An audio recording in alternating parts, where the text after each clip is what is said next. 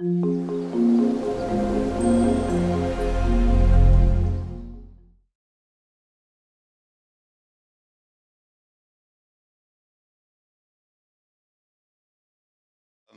so happy to introduce my friend Dana White. Dana is an incredibly humble man, and it's really annoying because it means he, as he will tell you, he likes to stay in the background of things, and that's great.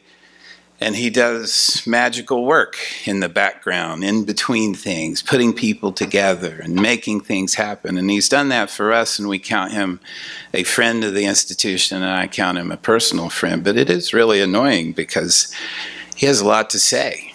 I wish you'd been in the office with me just now as we were talking about life and wisdom and the things you exchange for soul and life and place of money, you know, what you give up to get by, things like that.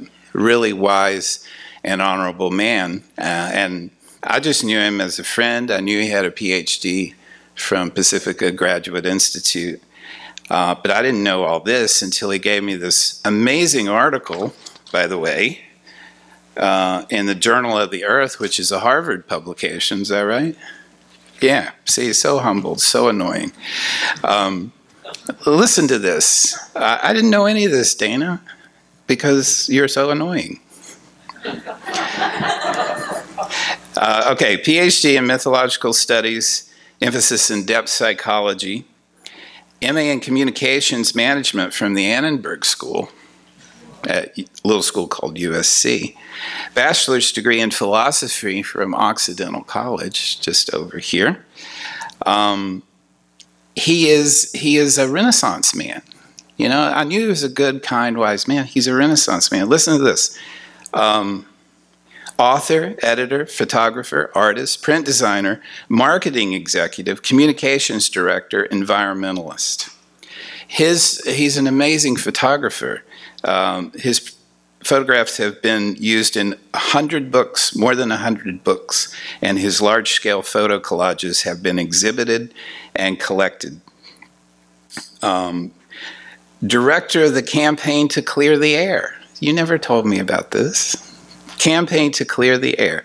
He produced 3 short films about poor air quality in Southern California with the support of Southern California Gas and South Coast Air Quality Management. The films were shown in more than 350 California theaters. His past clients have included the U.S. Forest Service, Coldwell Banker, McGraw-Hill Education, Kaiser Permanente, and Pepperdine. He's currently the editor and designer of the Mythic Moment series of books written by Dr. F. Gard Jameson, Phaethon, published in 2009, and Monkey, Journey to the West. I have a couple of books on my desk that he's given me. He is married to his wife, Michelle, has 2 sons. He has a Tibetan Terrier named Bodhi, right? Avid marathon runner. Really? A marathon runner, okay. Gourmet cook. You've never... I'm reading it. And dog lover. Yeah, so Luca's here. I'm sure Luca will find you. Dana, you served 3 tours of duty in Vietnam? Okay, as a naval petty officer. Okay.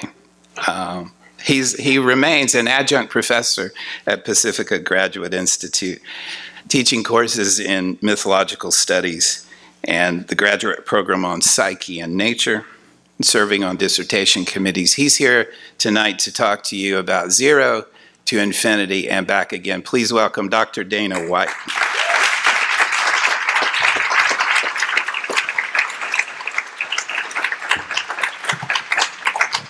You embarrass me one more time. I am so happy to embarrass you.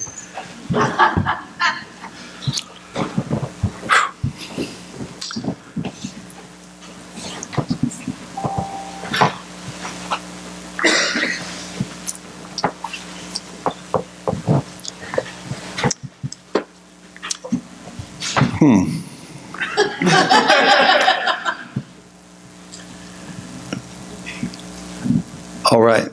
About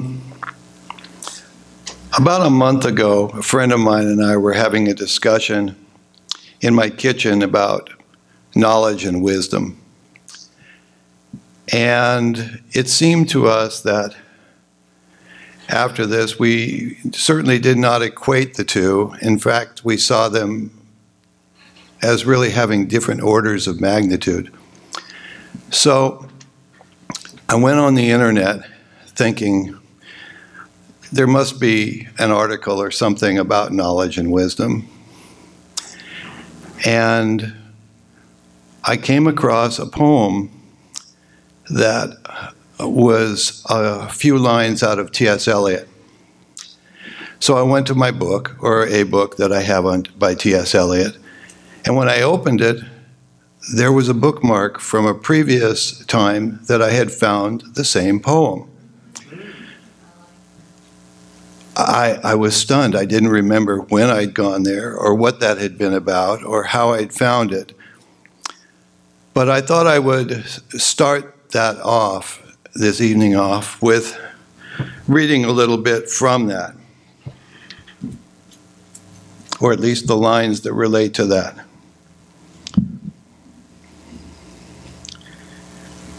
The endless cycle of idea and action, endless invention, endless experiment brings knowledge of motion, but not of stillness. Knowledge of speech, but not of silence. Knowledge of words and ignorance of the word. All our knowledge brings us nearer to our ignorance. All our ignorance brings us nearer to death.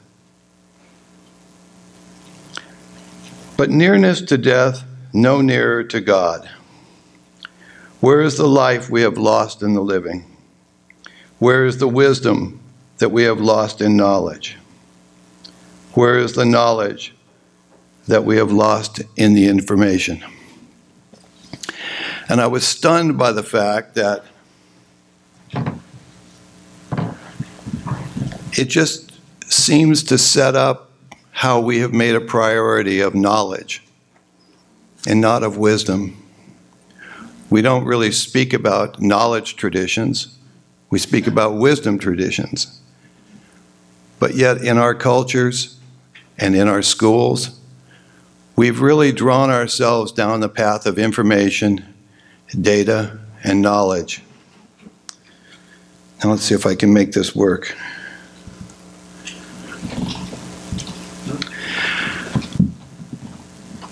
So when we start out as the project called Humanity, I was struck by that image of the ape that Greg showed in the 2001 movie, where the ape suddenly picks up the stick or the bone and shatters it, and his senses are completely distraught and disturbed, and he realizes something.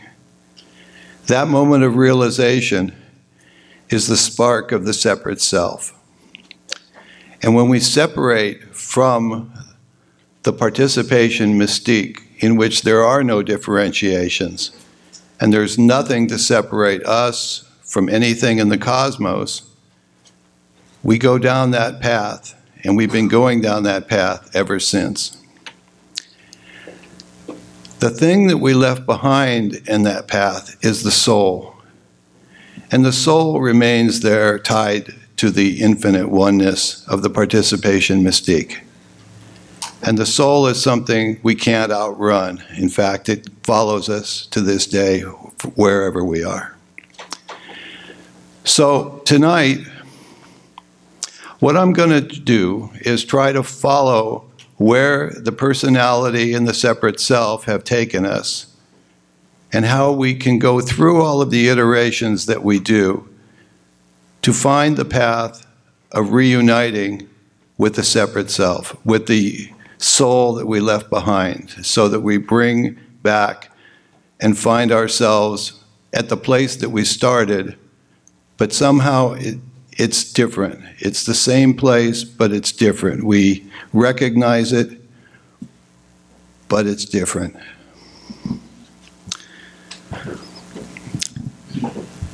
Ancient cultures were all nature-based. They took their gods out of the nature. They were sustainable because there was no business in outrunning nature. There was nothing to do, no place to go. All they had to do was evolve within the context of now the evolving separate self and the community that was developing around them. And in the course of doing that, they developed their myths, they found their languages, they found their songs. Whatever they did, they developed in relation to the natural world. And the tools that they used to do this were memory and imagination. The one thing that we now have is we have human consciousness. And however, even today that we look one way and we have memory, and we look another way, we have imagination. But in reality, it's all imagination, because we can never recapture the memory except through the present moment. Whatever is present is the still point around which the entire dance takes place.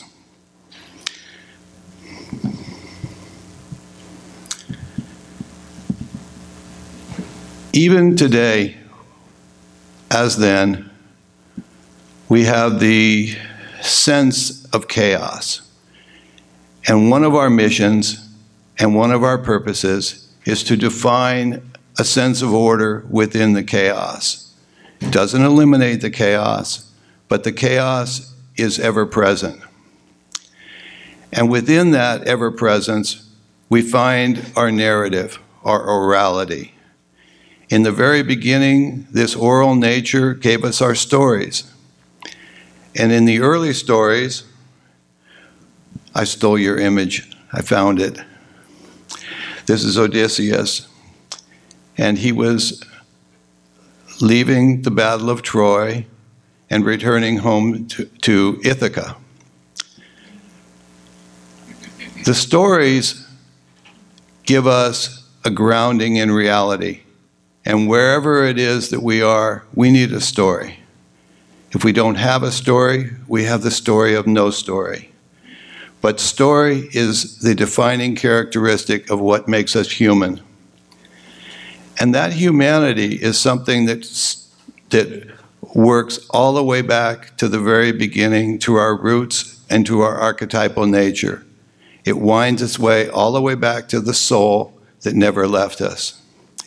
And that soul knows where we are. As far as we leave home, it still remains like a tether, a place that gives us solid ground and footing.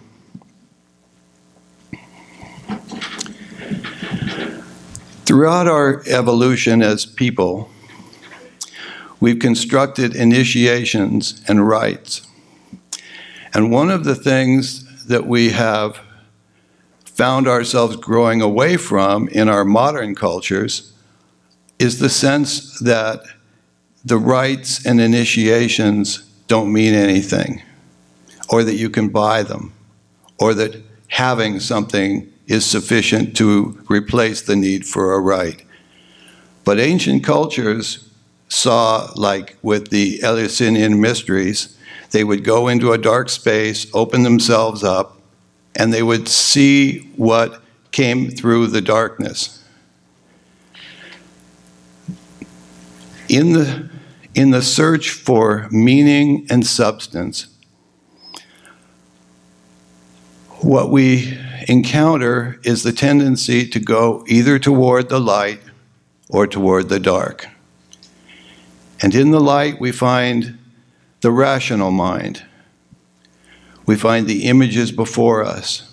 We find the past.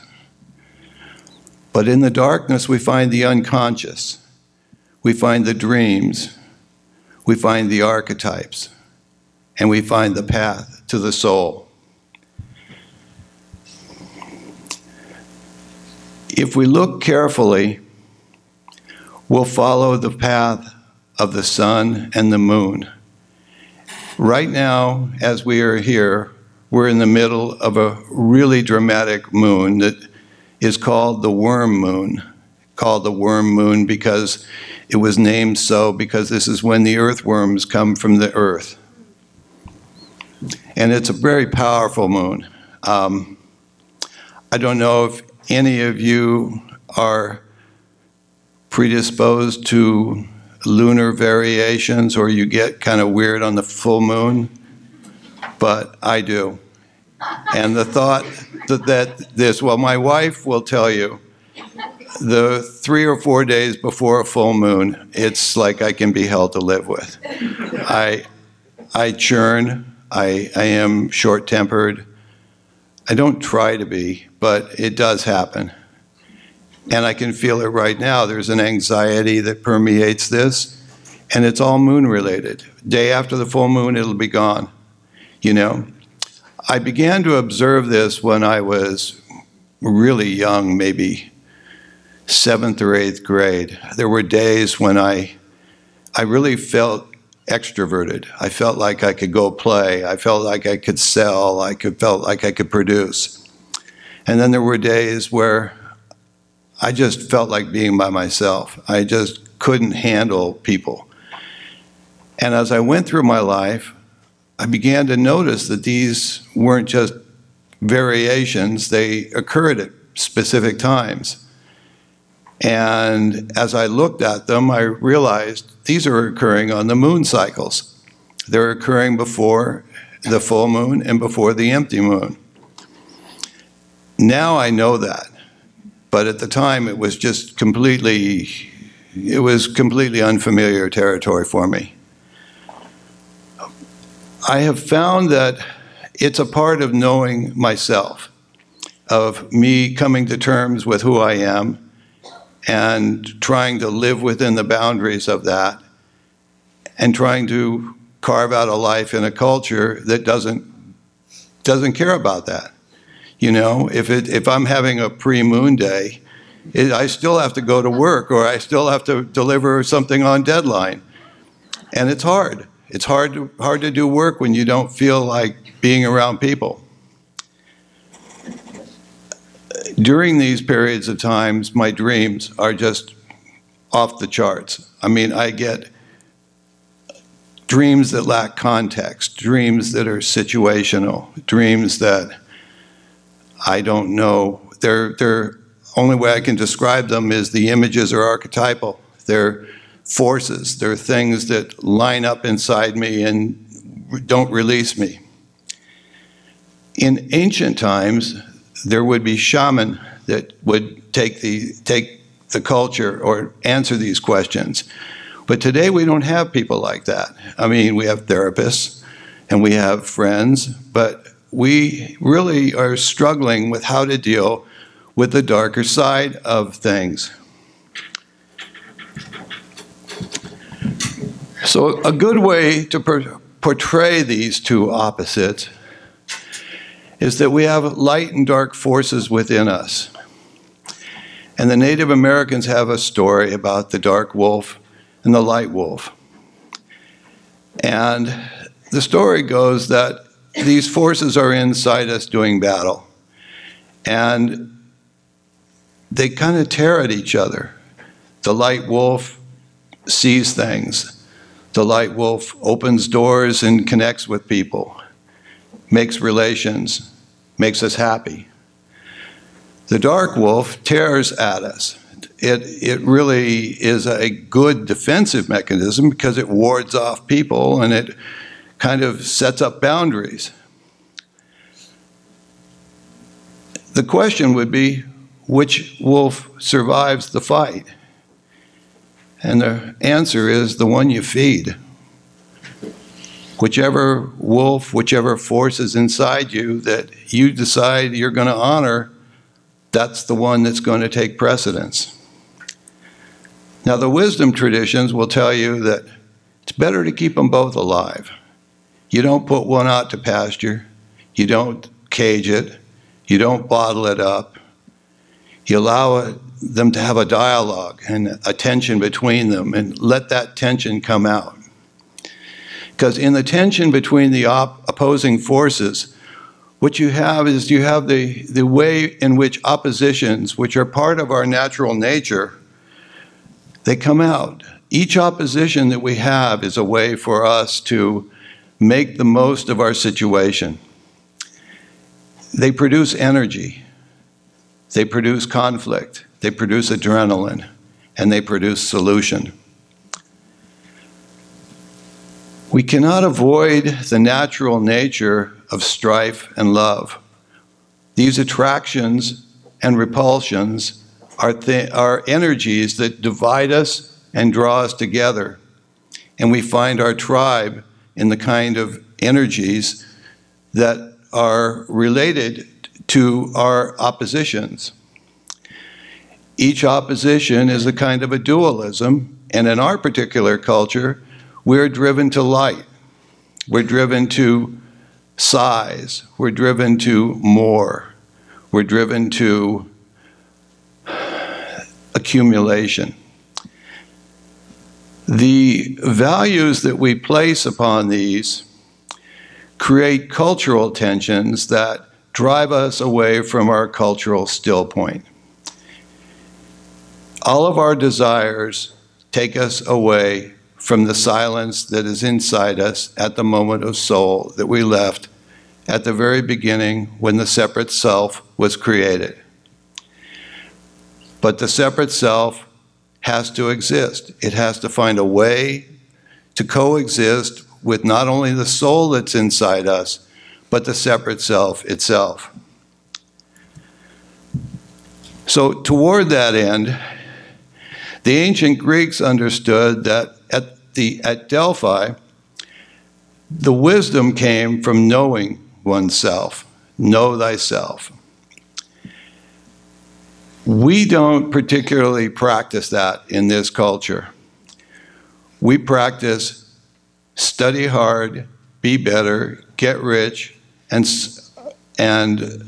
surround yourself with like-minded people who won't topple your edifice.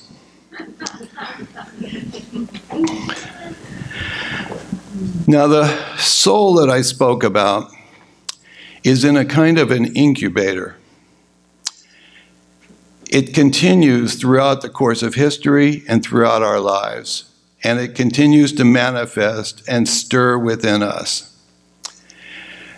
There's a British writer doing a lot of great work today called Peter Kingsley, and he writes about incubation, and he talks about how the ancients seemed to grasp the idea that this soul had an eternal nature to it, that long after the body died and long after the psyche gave up the ghost within the body, the soul continued. Now, like anything else, it's a belief, but you choose the beliefs that you get to live by, and each of those beliefs affects the quality of your life. Within our separate selves, we have ways that we can move forward. In a way, what we are is inhabited by archetypes. Archetypes of motion, archetypes of control, archetypes of submission, relation, fear, trust. Archetypes are manifest according to birth order. They're manifest according to where you live. The kinds of circumstances of your life can bring forth one archetype rather than another. In a way, it's like the human soul and the separate self are ways that the gods play with us. And what they do is that they contrive a life in which we can find meaning, but so can they. And if you think about the gods as existing rather than concepts in which the human mind plays, then it begins to take shape that the human life is something of a playground. It's something that we can recreate in. It's something we can express ourselves with.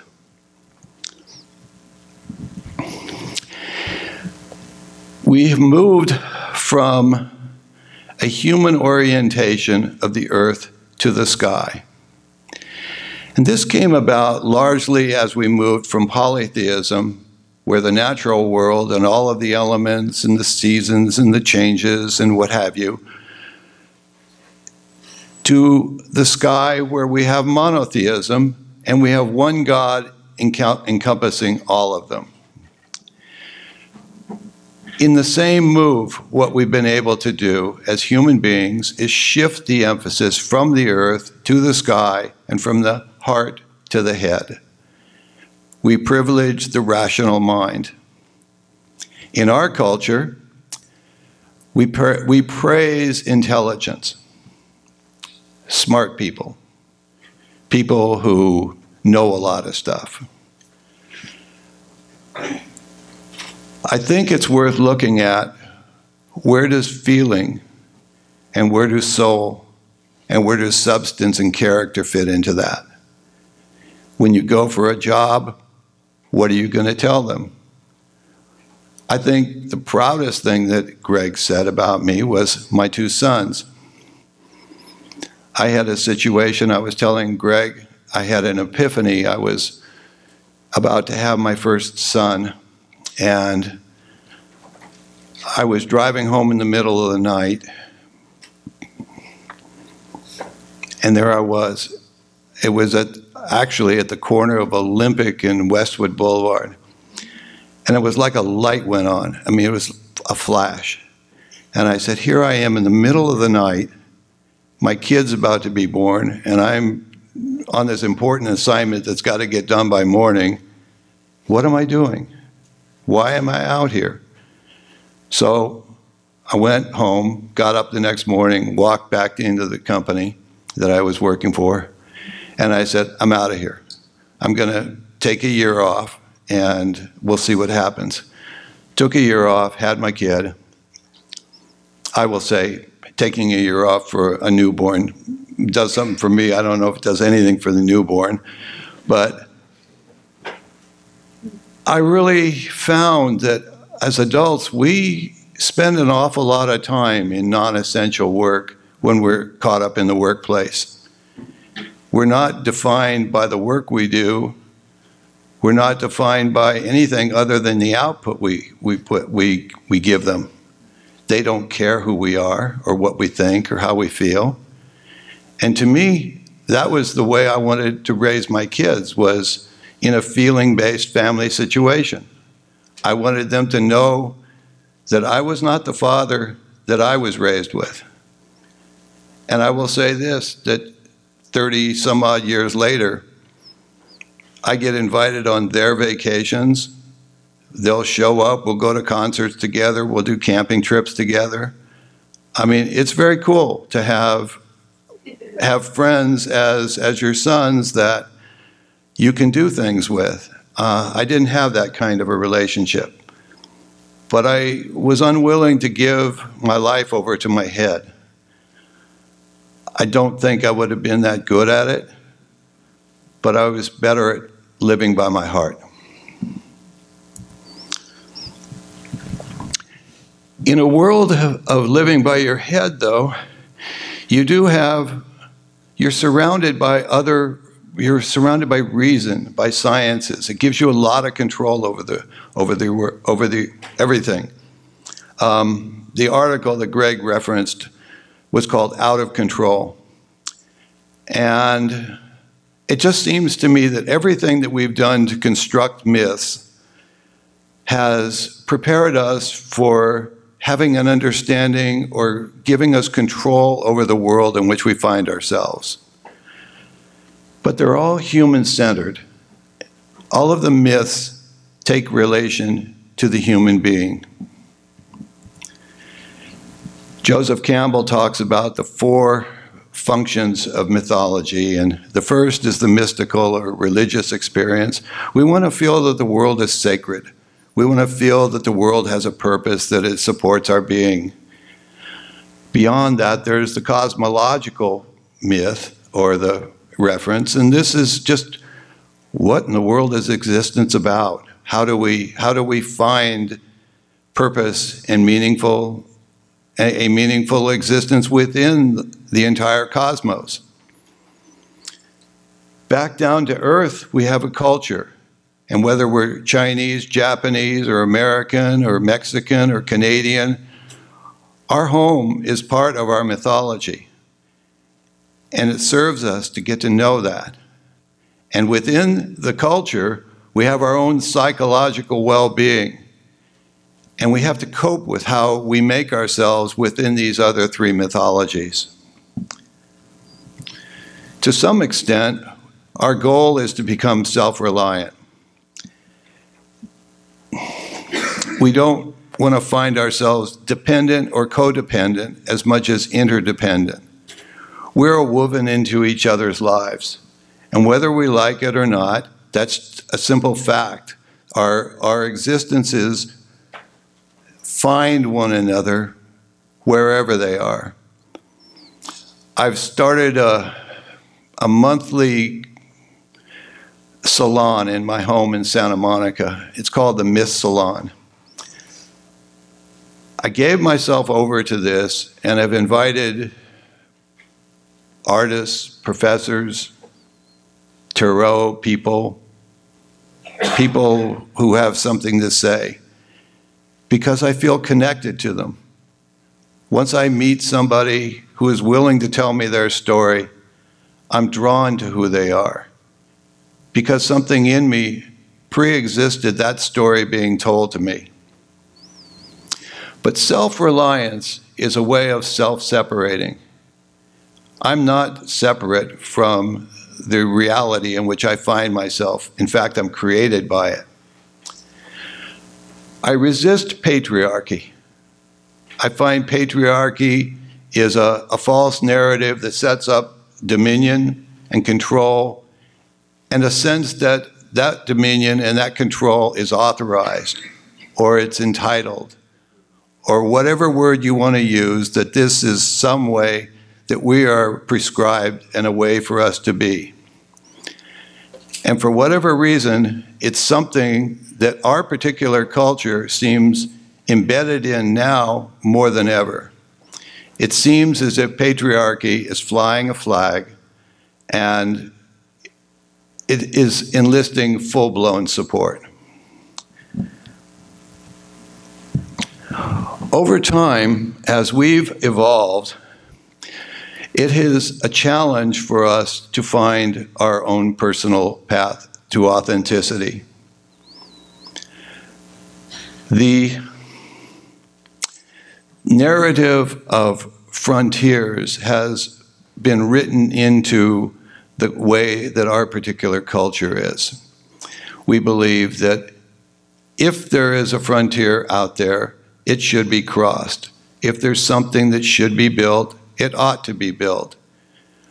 Well, the reality of a self separated from the world is the first step to believing that the world has no limits. And the fact is, the world does have limits. There are population problems, there are resource limits, and there is scarcity of everything. It's the nature of physical existence. But that flies in the face of progress. And the progress is written in the sense that more is better. If we did that this year, we need to do more next year. If you learn something now, you need to learn the next thing. And it pushes us on to become falsely educated and believing in wherever we go, we can do better. And sometimes enough is enough. We are where we are, and this isn't a bad place to be. We can make this place just fine. We don't need to constantly improve or move to new boundaries and new achievements. Human beings have taught themselves languages that reflect the psychic condition of the spirits of the times. Jung talks about these spirits of the times as being the context in which the soul is articulated at any given time. And it's important that we recognize what those spirits are. And in order to find them, we use memory, but we give ourselves over to the spirits of the times and find ourselves listening to them as a way of finding out what is the path to unify it and how do we separate ourselves or retain our diversity. Our diversity and our lack of unification are two sides of the same coin. As we move forward, if we reconcile those two, we can find ourselves living in harmony without having to eliminate one another in the process of finding ourselves all coexisting. A while back, Greg used the way of describing truth. And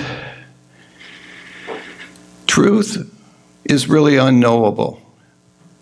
I may have a truth, but even the truth that I know is disappeared into the fabric of time over time. But we think we know truth because we're using memory as a way of accessing it. And I struggle with the idea of even raising truth to the idea of something that could be unchanging. I am recalling the Kennedy assassination with the Zapruder films, and they used those films as a way of talking about what happened at Kennedy's assassination. Well, 20 or 25 years after the fact, with Photoshop, nothing is convincing. You could have created any kind of thing, and there's no way in a court of law today that you could introduce a piece of film as a piece of evidence. What we trade are perspectives. And if we live in perspectives and projections, we find that wherever we shine the light on one thing, we have created shadow on something else. We don't see the complete picture. We don't have the complete picture. We're like people walking around the various sides of an elephant, touching the leg or the trunk or the tail or what have you. We need to understand that everything about the human condition is limited. There are no eternities. There is nothing completely expansive or covering it. All we are left with is opinion. Even our knowledge falls into opinion, and it affects what we think we know, which is why something like alchemy is really a crucial way of understanding who we are in the context, because it incorporates the self. Descartes wanted to eliminate the self and come up with the cogito, which is, I think, therefore I am, as if that proves anything. The reality of it is I am that I am. I am part of this equation. And you cannot eliminate the subject from any equation. The perceiving mind creates what is seen.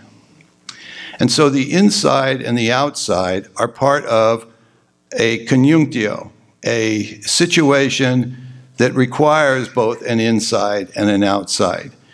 If you were completely on the inside, you would be back where the participation mystique was. You'd be the fish inside the bowl.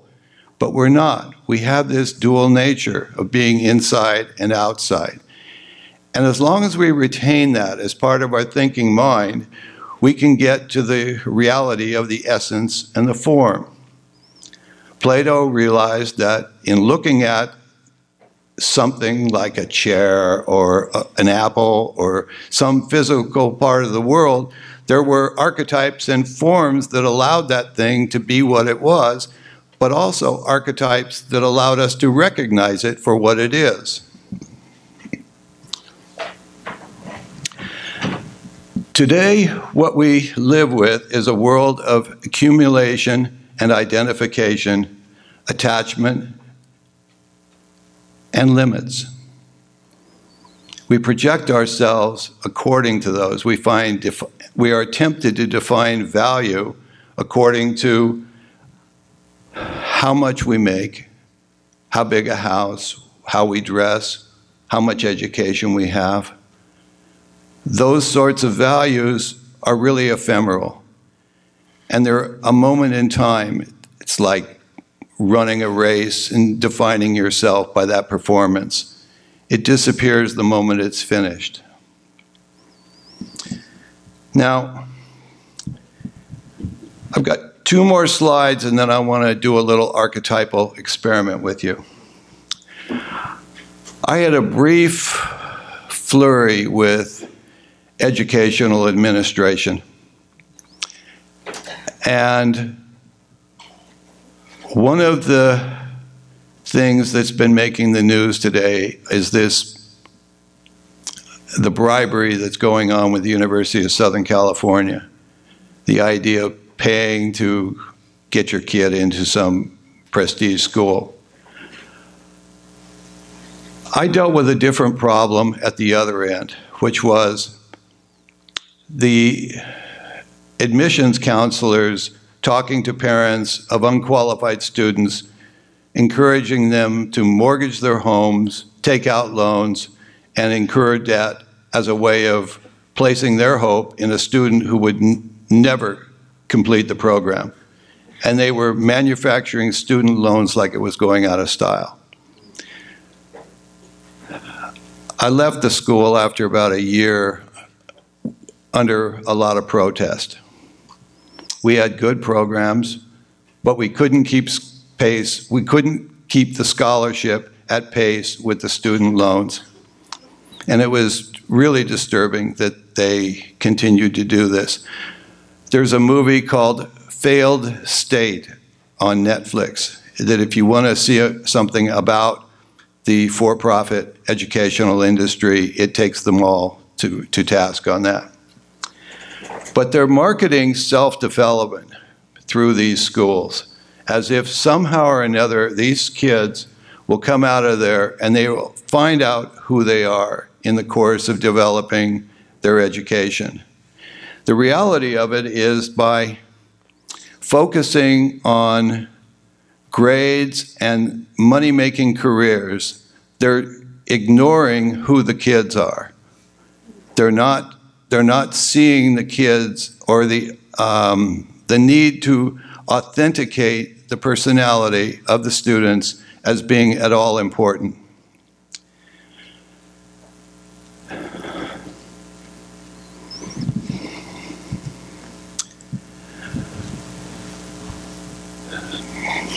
So what do we need to do? The first is, if you are out there navigating a terrain, and the terrain seems to have false indications about where it is that we think we ought to go, lose the map. Wander. Take a journey on your own. Take some time. This was what I did when my first kid was born. I didn't know where I was going, but I knew one place I wasn't going. And that change made all the difference in the world. If you're young enough to still be in school and you're looking at the program that you're in, look at yourself, not the program. Careers change, the employment sector changes. Whatever you think you want to do, consider that it evolves around you. And the issue is festina lente, make haste slowly. This was the corporate or the publication slogan of Aldus Manutius, a 15th century Venetian printer who printed the books, the Bibles that Greg mentioned during the pre-Reformation that led to the formation of the vernacular languages and changed the world that we live in forever. But he saw what he had done by doing that, by releasing these Bibles and creating these vernacular languages that the world had never seen, breaking it apart from the church. He knew he had unleashed something. So he said, festina lente, go slowly. Make haste, but go slowly. So he set the priorities. He set the priorities not around speed, but around substance. Substance always takes a little bit longer, and its goals are a little amorphous, but they last, and they feel better. So what I'd like to do is step back a second, and let's talk about archetypes. Now, if you have a piece of paper, I'm going to put up here 7 different symbols. And I'll go through them right now if you want to draw them. There's a spiral, a circle, a square, an upwards triangle, a downwards triangle, an equal sign, is that 6?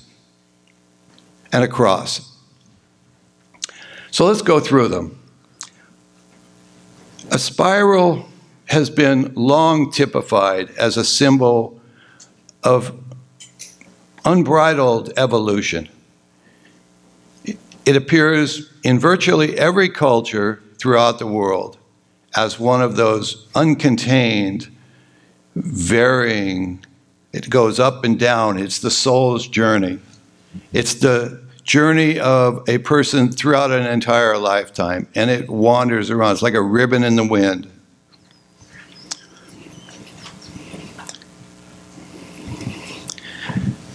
A circle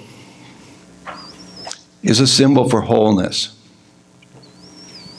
And what it does, again, these all are archetypal symbols that stretch back 1,000 or more years. And you find them on walls, we find them in cave paintings. And what they symbolize is man's reach for a symbol to communicate that which is beyond the symbol. So that the symbol is not a sign, it's an arrow. It's pointing beyond itself. The moon is just as big a symbol. The moon comes up, and when it goes down, they see it as a symbol of wholeness. It becomes less whole and then more whole, month after month. And sometimes somebody like Escher will stare into that, and what do you think he sees in that orb that he holds? He sees himself. The square symbolizes order, containment, logic. In a way, soullessness. It also really it works because of its principle, its deep adherence to principle. It's the reason why you can look at an org chart and say, oh, you know, that conforms to order. It's the way man's intelligence works, is categories. Equality is one of the things that people think about, oh, we all want to be equal. Well, we're not all equal. We're all unique. Equality and uniqueness don't work hand in hand. Uniqueness is we are all equally unique, but we are not all equal. Equality conforms to a kind of sameness, a sort of, even in nature, no two rocks, no two trees, no two leaves, no two fish, no two anything in nature are alike, no two snowflakes. But yet human beings have been able to construct the idea of equality, and the reality can't exist. The cross is one of those symbols. It's a symbol that suggests choice, moving into a crossroads, an intersection, opposites, quaternity. But it can also be appropriated as a symbol for religion. And in so doing, it can conform to the notion of the spire or the triangle, upward pointing triangle, which is about achievement, domination, reaching to the sky. The upward pointing triangle has been fashioned as a religious point in architecture. It's a corporate architecture. It's about one over many. It's about fewer at the top and more at the bottom. In a way, it's the very symbol of American capitalism. Then you have the downward triangle, which is feminine. I should also mention that the upward triangle is decidedly masculine. So it's a patriarchal symbol.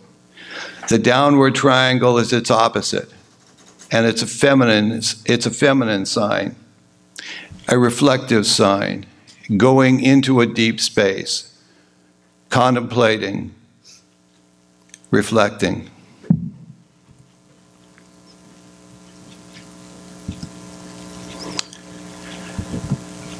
So now you've got 7 of these symbols. If you take those symbols and you process them, either now or later, or take them home with you, what you come up with is an ordering. The ones that you put at the top and the ones that you put at the bottom are clearly the ones that you either prioritize or negate.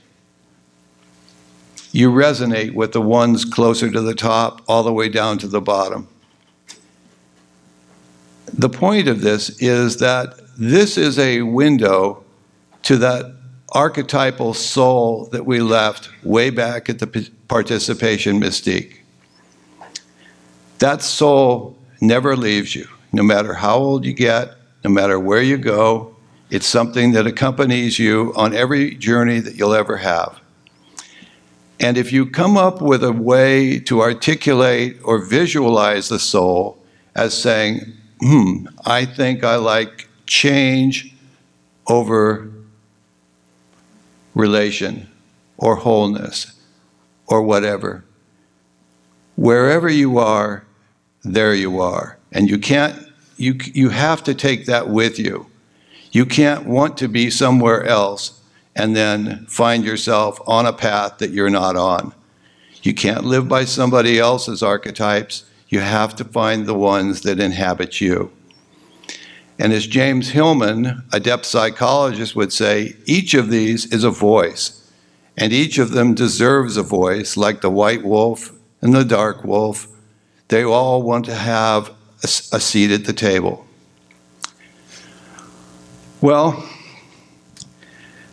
that's pretty much what I've got. So I want to thank you, and I thank you, Greg. I didn't know how this would go. I think I'll know. I made it to the end. I have a lot of work to do in terms of, following a master. But if I listen to myself, I'm liable to learn how to do better. But I will model myself after you, Greg. I appreciate all that you do for this institution and for our culture. And I'm honored to be up here on the stage where I can only imagine the people who have stood up here. I'm humbled by that. It's that somebody with diminished capacities would be able to stand up here and do this. This is really incredible. So thank you all very much.